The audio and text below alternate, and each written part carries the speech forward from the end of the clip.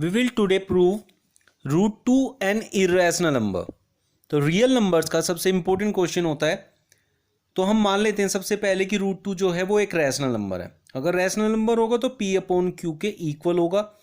और जो p और q होते हैं वो कोप्राइम होते हैं। कोप्राइम का मतलब होता है उनमें कोई भी कॉमन फैक्टर नहीं होगा।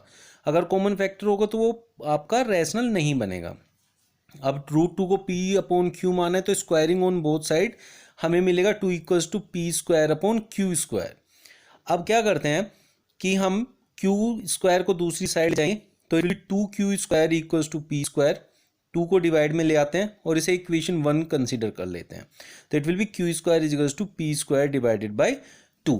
इसका मतलब है कि पी स्क्वायर जो है वो 2 से डिवाइडेड है। और हमारी थ्योरम ये कहती है कि अगर कोई नंबर उसका स्क्वायर किसी नंबर से डिवाइडेड है तो वो नंबर खुद भी उससे डिवाइडेड होता है। मतलब अगर 9 का स्क्वायर 3 से डिवाइडेड है तो 9 भी 3 से डिवाइडेड होगा।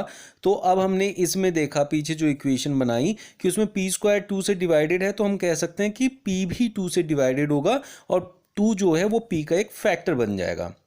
तो अब हम कह सकते हैं 2 is a factor of p. अब पी को 2c हमने कंसीडर किया, let it equals to 2c।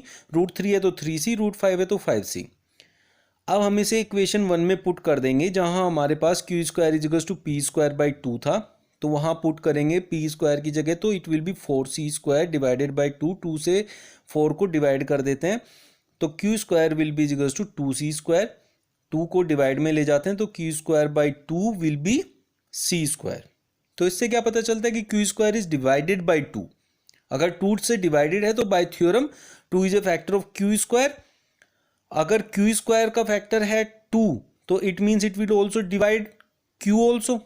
तो 2 is a factor of Q also. अब हमारे पास जो 2 है वो p का भी फैक्टर आ गया, q का भी फैक्टर आ गया। लेकिन रैशनल नंबर में ऐसा होता नहीं है। रैशनल नंबर में वो दोनों का कोई कॉमन फैक्टर नहीं हो सकता है। तो q अपॉन p या p अपॉन q का फैक्टर कुछ भी कॉमन आपस में नहीं आ सकता।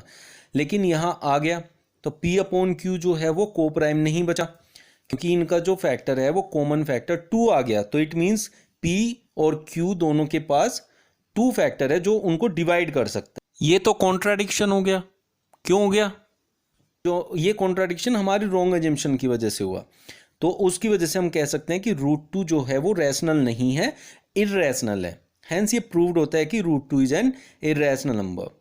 अगर आपको हमारा चैनल अच्छा लग रहा है, वीडियो अच्छी लग रही है तो प्लीज़ सब्सक्राइब कर लीजिए और लाइक का बटन ज़रूर दबा दीजिए, बेल आइकन कर लीजिएगा ताकि आपको आने वाली वीडियो का नोटिफिकेशन मिलता रहे। चलिए मिलते हैं नेक्स्ट वीडियो में। Thank you.